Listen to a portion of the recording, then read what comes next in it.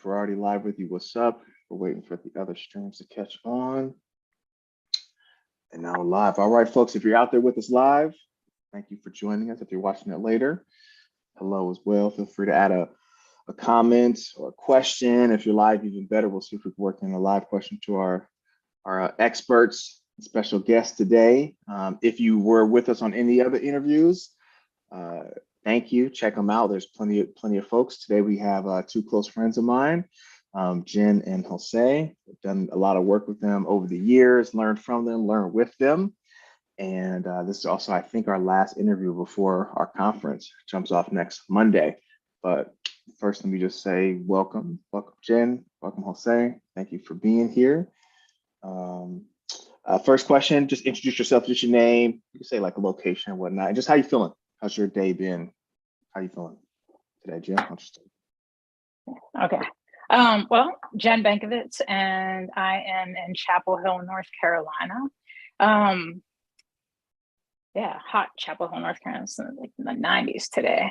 I am a bonus mom, I guess, to a teenage rock climber. I just graduated from middle school.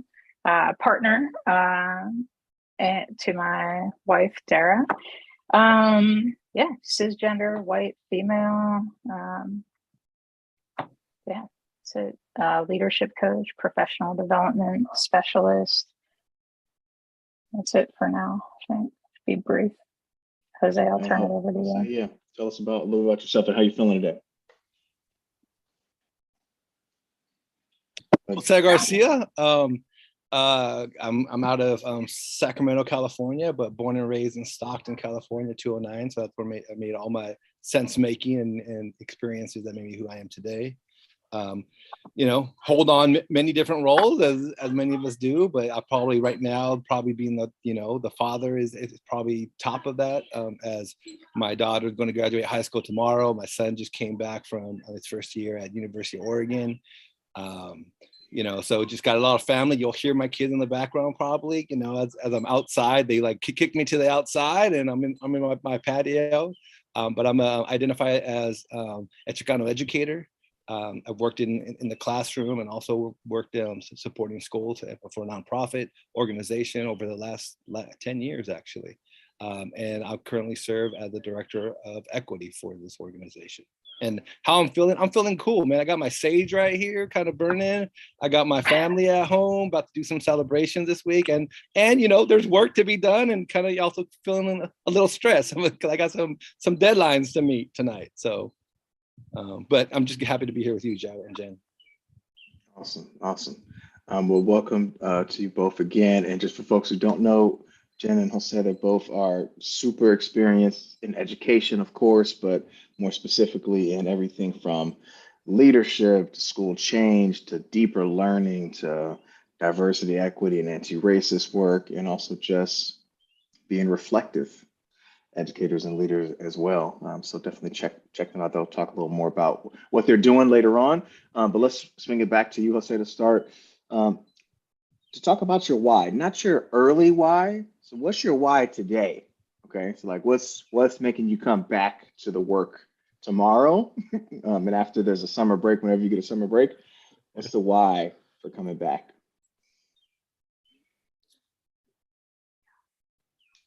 I think just keep it simple, man. I want to hit like my why that drives me is really around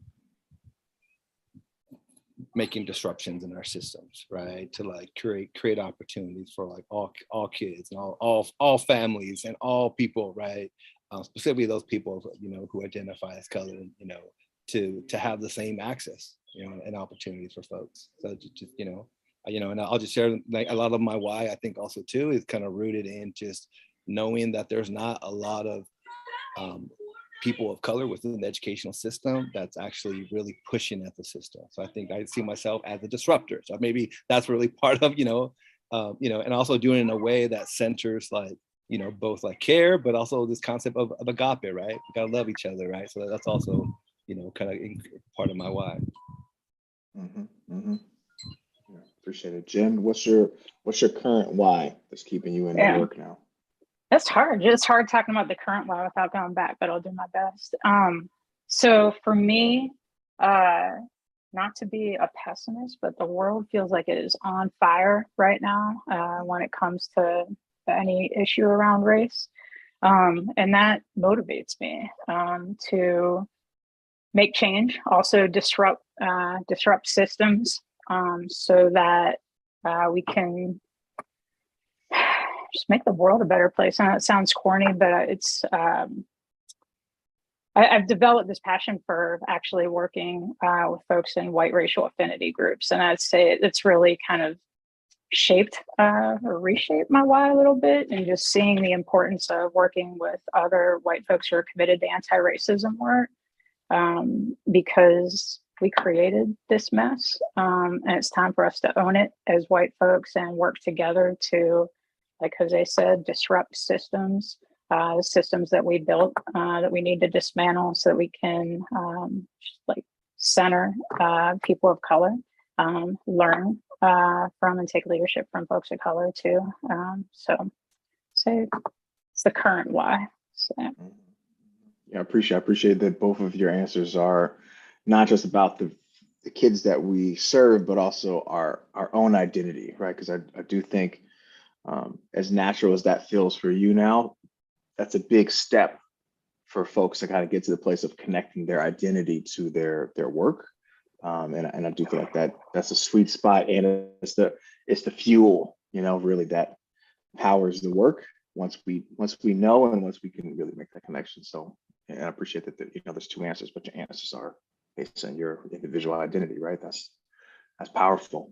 So I want to shift to thinking for you both, kind of sharing how the last, not all of the pandemic education, but just this last year. And this kind of starts to get into what a theme of the conference is going to be about. One of the themes is navigating, managing, battling resistance, right? And this year we saw all kinds of forms of resistance, and the work that you both are in supporting schools and educators, they all have dealt with that. You've dealt with it. So my question is, how has it been trying to do good work, disruption, racial equity, anti-racism, amidst resistance? And yeah, just first, more of a experiential, affective, right? How has it been to having to battle and manage that kind of resistance? Why don't you start off, Jen? What's it been like? Yeah, it's been challenging, again, the work that you and I both do, Joe, and working with schools and districts that want to do equity work, and kind of trying to help them through some of the pushback that they're getting that impacts me as well as I'm working with them. Teachers are exhausted, principals, superintendents, educators are exhausted right now.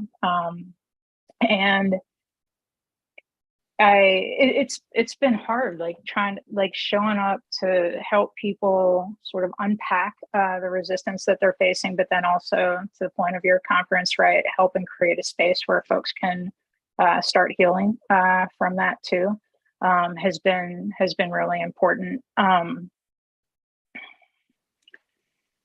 It's been hard. I mean, it's helped me build, I think, a lot of empathy, thinking back to my time in the classroom, my time in a district where, there are times where when you want to kind of push and do the right thing, get all kinds of pushback and flack. And I think that's amplified now by a million. And so just knowing what folks are going through, the folks that I'm working with, again, just trying to create a space where they're able to learn, still push themselves, and think about how they can make their classrooms and schools more equitable spaces.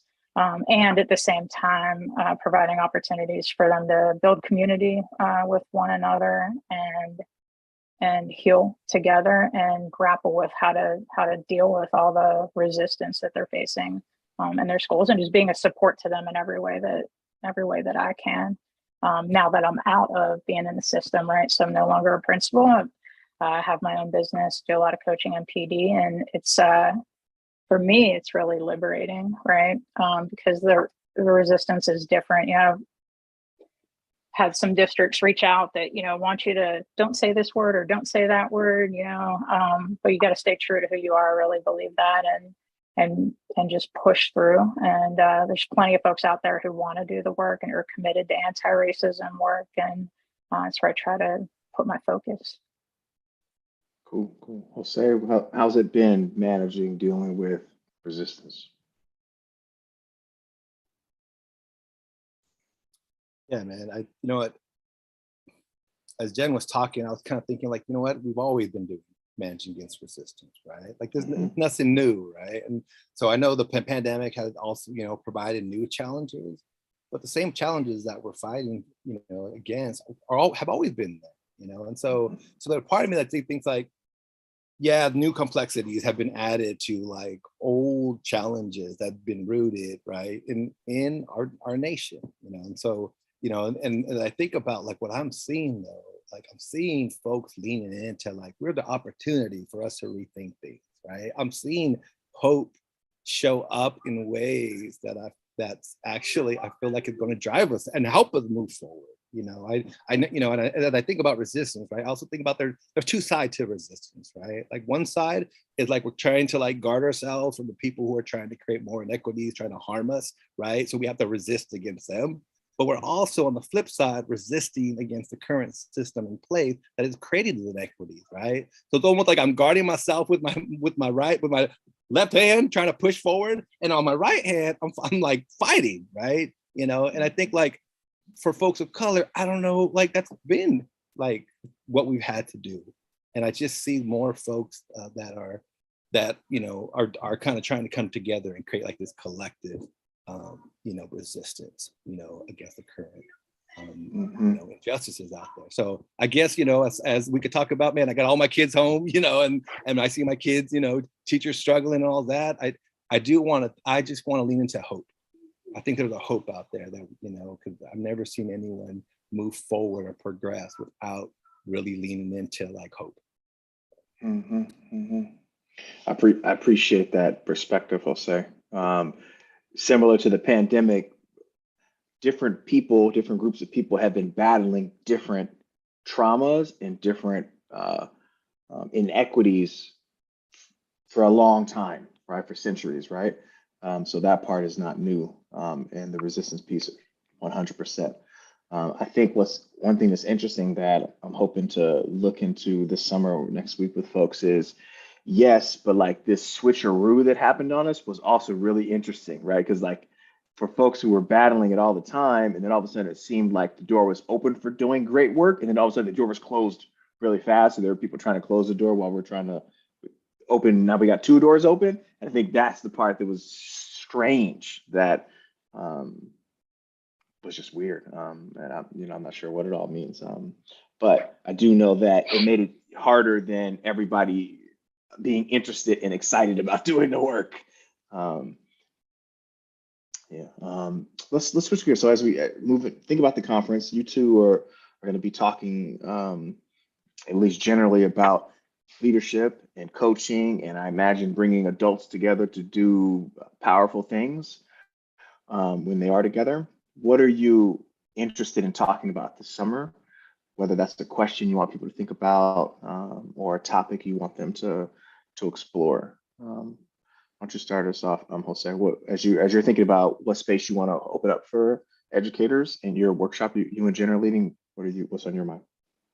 Yeah, no, so we're the workshop that we're going to be leading is around providing spaces for educators to start to grapple with dilemmas, right? That we're all facing, and I think as we I want to center folks around thinking about like there's always going to be dilemmas, right? But like how are we actually engaging in those dilemmas in a way that actually allows us to also care for each other, right? To engage in that, to start the healing process as well, because all of these dilemmas are rooted in like behaviors, like they're rooted in people, and we all have our own stories. So as we engage in trying to like overcome that dilemma, how are we also leaning into each other's humanity? How are we doing it in a way that honors the voices and perspectives of people, right? So I think that's the one thing that I sometimes don't see enough of people, leaning into that it's more about the dilemma. Here's a problem I'm going to solve without thinking about there are people that are associated with this problem. So how are we creating space for them? Cool. Jim, you want to add? Yeah, I can add a little. Jose did a great job there. So the focus for our workshop is sort of an extension of your theme, Joe, just around naming dilemmas that folks are having around navigating resistance and also healing from white supremacy culture. And so I think Jose and I would both agree that work happens best in community. This isn't work that you can do in isolation. Talk about exhausting. It's part of it right there. So we need to come together in community to help one another heal. And so folks are going to be sharing dilemmas that they're experiencing in their schools. And we are going to introduce a process for people to share their dilemmas and then get feedback from other folks in the group through inquiry and just kind of like probing questions to help the person who's presenting sort of like unpack some assumptions that they might be holding on to, see things in a different light, maybe even expand their thinking, maybe walk away with some new questions, but also walk away hopefully inspired and motivated to kind of like change their practice, sort of reframe things. So like really empowering them to do that. And again, it's got to happen in community. So, looking forward to doing that work with Jose, and hopefully it's a process that folks can take back into their schools as they work together throughout the year when they're addressing any sort of problem of practice in their buildings. Appreciate it. And what I'll share, set some context for folks who are listening. A lot of times we get interested and talk a lot about the teaching and what happens in the classroom, the learning and whatnot, but there's this other space that I know you both appreciate of what the adults do when the adults are together, and this untapped resource, this untapped potential of adult space when we're intentional about it. And we got some dilemmas that matter and all those kinds of things. So I wonder, either of you want to add to this piece around, how is that an untapped potential, right? How do we, why might we need to spend some more time thinking about that? And what comes up as you think about the power of the adult space? Jose, or want me to go, Jose? Yeah, I mean, yes, and right, it's always in service of improving student learning, right? But you can't do that as a teacher, adult in the building or district without holding up the mirror, kind of looking at your own practice in a way that's like critical and reflective and in dialogue with other people. And it's incredibly important. And I think it's something that a lot of times schools and districts don't carve out enough time for. We're just kind of like on this hamster wheel going and never thinking about our own practice, being reflective. And so for me, like, that is something that all schools and districts need to be making time for and space for, so that the adults can learn with and from one another in service of improving, teaching and learning in their buildings. So you want to add anything around the power of the adult space?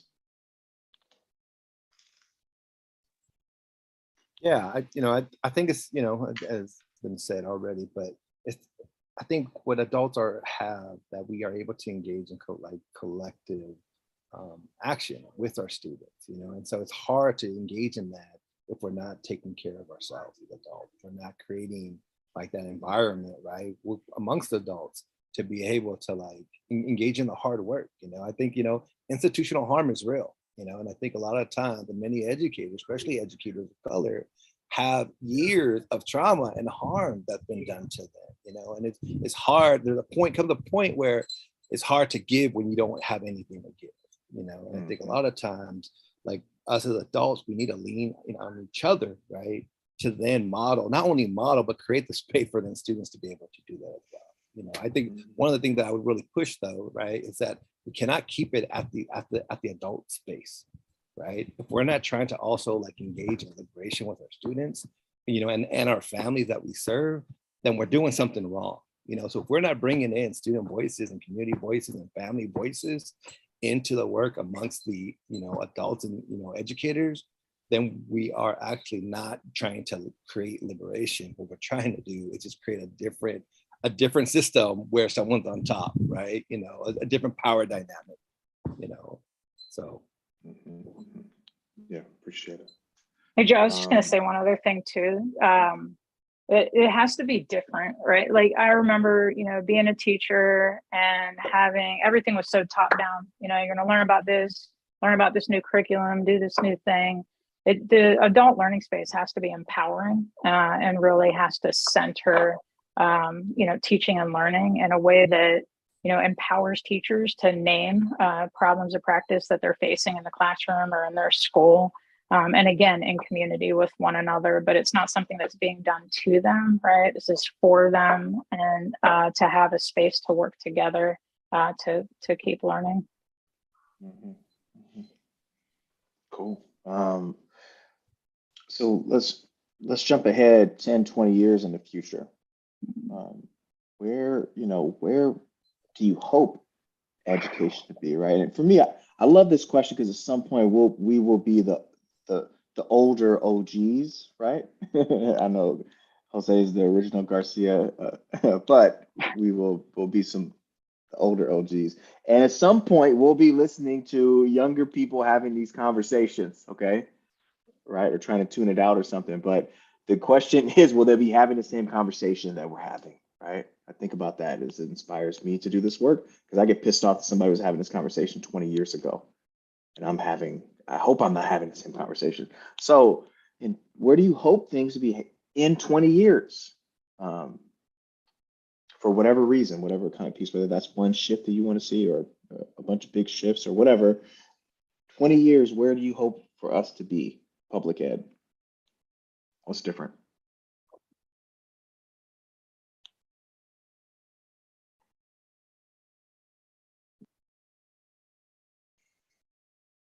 So you want to go? You want me to go?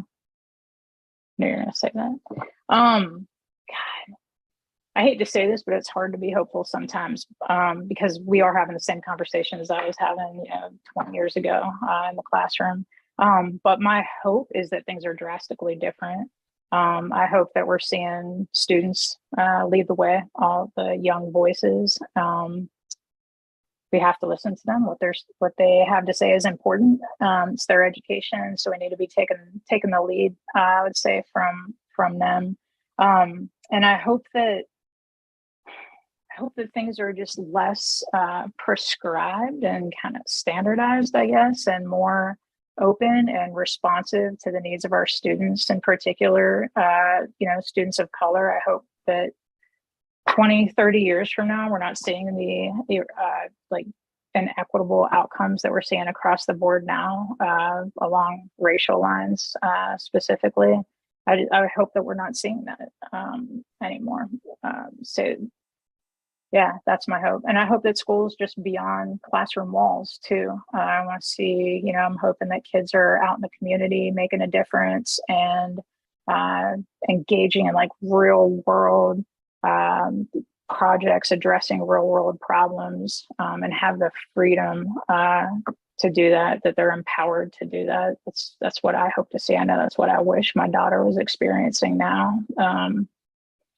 And hopefully 20 to 30 years from now, her kids, her grandkids will be experiencing something that's much different than our current system. I'll say, where do you think we'll be? Well, first off, to think about 2042, right? It's crazy, right? I think we, kind of think about like some George Jetson shit, right? Where people are like, having flying, we're flying to school. We're flying to school, right? Better than that. Not the flying cars part. What's the school? What's happening in the school? No, but I know, and saying that, like, and thinking about 20 years past, right? Like, and some of the same issues are still, like, we're still struggling with, right? We're still trying to address, and so But the part of me that I hope that like we start to create like more of a just not being put on people of color, right? Or being put on a few people. My hope is that majority of folks start to see the challenges, right? That, you know, that were intentionally created and the injustices that were intentionally created, you know, and acknowledge those injustices as a way to start, you know, that path towards kind of freedom, you know. So I guess my hope is just that we start to get to a place where we can acknowledge that folks are having different experiences based on all these different identity markers, right? And a lot of it has to do with that, you know, invisible railroad, right? You know, that many, you know, communities kind of feel, right? You're on one side of the track or the other, right? And so my hope is that let's start with that, being able to get everyone to identify there are problems, so then we can start to act, and knowing that it's going to look different based on your context, based on your community, right? And you know, that talk about that, I'm also hopeful that we start to see each other as humans, right? That we stop this like political divisiveness that's kind of starting to take away our humanity from, you know, and people seeing me as just not a person. I appreciate that. And I, you know, and I hearing you say that going back 20 years puts it in perspective as well, right? So then I feel like that also forces us to like dream even bigger, you know, right? Because I feel like, you know, different people write about this, talk about this. So we're trying to just get back to like equal, right? Trying to get back to like neutral, like just see me as a person, and like, and we're like clawing from behind so much that it's so difficult to even think like what is even better than that even look like, even to imagine it, right? But I think that's part of our problem systemically. So we haven't even seen enough of that. We can't imagine that it's hard for us to work towards it. So, you know, even more reason for us to be spending more time dreaming, right? And working towards that and getting people to believe it's possible. So I appreciate those two answers, and you know, hope to have some of that energy next week, and all the work that we do as we work with folks to get them to dream, right? What's possible, and doing right by kids. So as we wrap up, Jose, how can folks get in touch with you if they want to get in touch with you or follow the work that you're doing? And is there anything that you want to point people towards that's might be on the horizon that you want folks to know about? Yeah, if you want to follow me, I'm at Original Garcia. You know, a name that my students, you know, that I first worked with my first year teaching kind of gave me. And just, you know, and the work I'm doing now is trying to support, you know, organizations in doing the real work of anti-racism, you know. And so yeah, so if you're doing any of that work with organizations, both on the educational organization on the internal side and also externally, feel free to hit me up, and yeah, I'd love to connect with y'all. Jim? Yeah, so you can follow me on Twitter too at Benkovitz, and check out my website, theleadershipcollaborative.org, to see a little bit about what I do. And actually, Joe, we're collaborating on this, but and Jose too, but a workshop coming up in August to provide folks with an opportunity to learn about racial affinity work through experiencing that work. And then Joe and I actually lead a year-long course that starts in August, goes through May, that offers folks sort of like monthly touch points in racial affinity groups. And the year-long course is really centered around helping folks build like the skills and capacity for supporting racial affinity work in their own schools.